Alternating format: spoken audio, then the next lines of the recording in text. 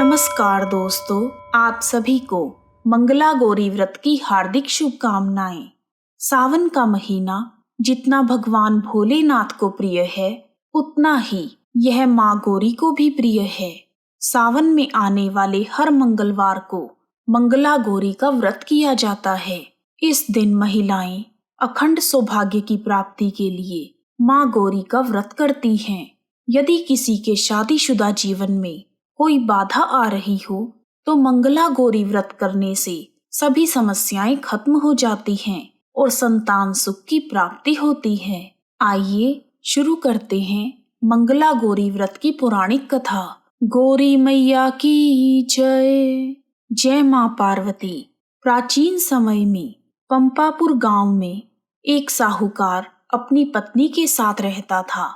उसके घर में अन्न धन की कोई कमी नहीं थी, परंतु संतान न होने का दुख उनके मन को परेशान करता था। एक दिन साहूकार के घर पर एक साधु आया। तब साहूकार ने अपनी पत्नी के साथ उनका खूब आदर सत्कार किया और अपनी व्यथा सुनाई। तब साधु ने उन्हें सावन मास के मंगलवार को माता पार्वती की पूजा करने और व्रत रखने को कहा। साधु महाराज के कहे अनुसार श्रावण मास के पहले मंगलवार से साहूकारनी ने मां पार्वती की पूजा और व्रत करना आरंभ कर दिया। कई महीनों तक उसने मंगलवार के दिन व्रत और पूजन किया। उसके भक्ति भाव से मां पार्वती प्रसन्न हुई।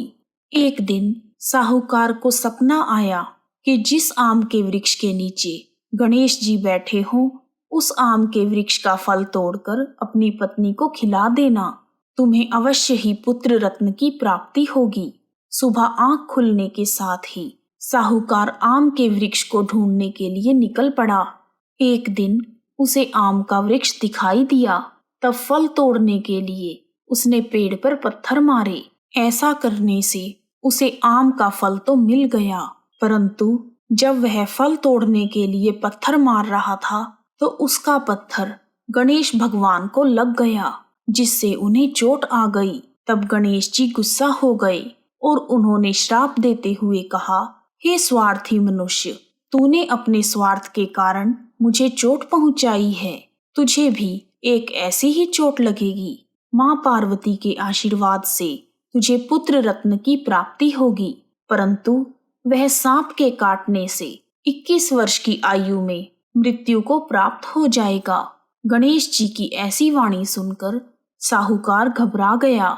उसने घर जाकर आम का फल अपनी पत्नी को खिला दिया, परंतु गणेश भगवान के श्राप वाली बात उसे नहीं बताई। 9 महीने बाद उसके यहाँ एक सुंदर बालक का जन्म हुआ। उसका नाम मनु रखा गया। साहूकार और उसकी पत्नी ने मनु के लाड प्यार में कोई कमी नहीं आने दी। धीरे धीरे मनु 20 वर्ष का हो गया। वह अपने पिता के साथ कारोबार में हाथ बटाने लगा।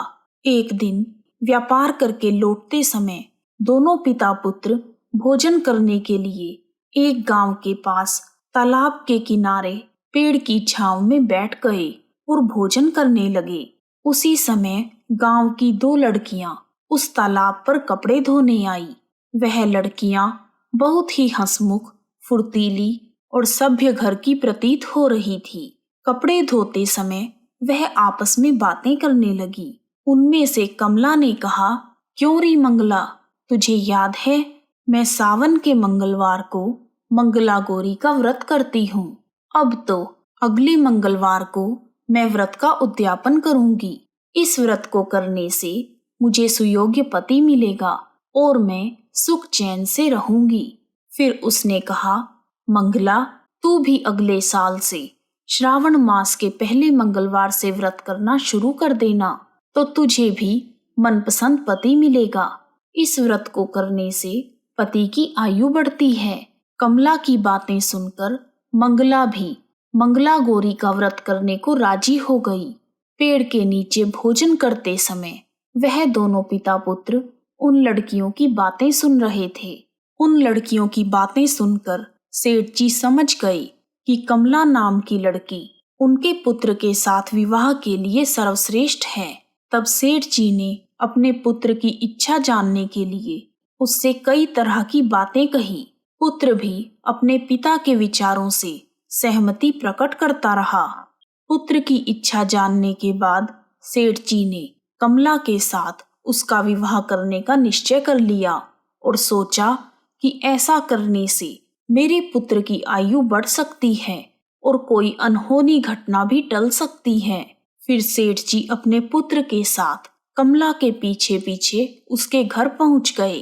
कमला के पिता भी बड़े ही नामी साहूकार थे।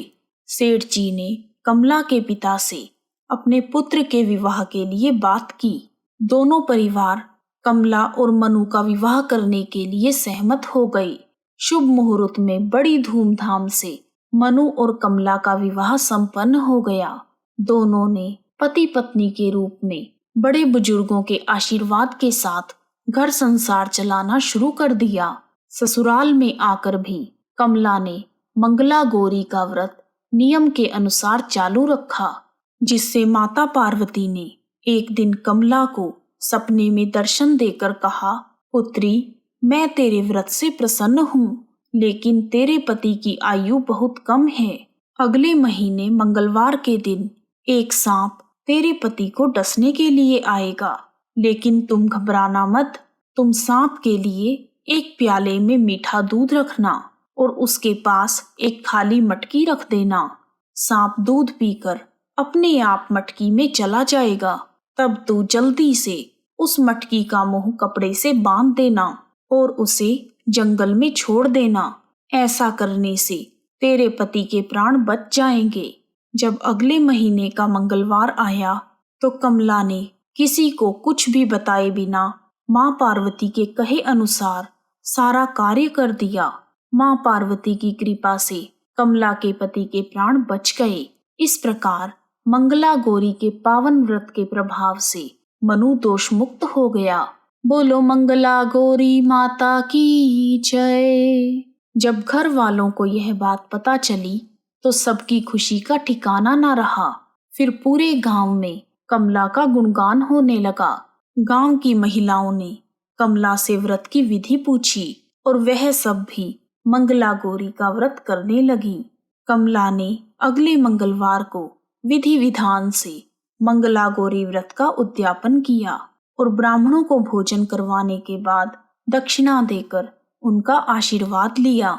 इस प्रकार मंगला गौरी व्रत की कथा पूर्ण हुई।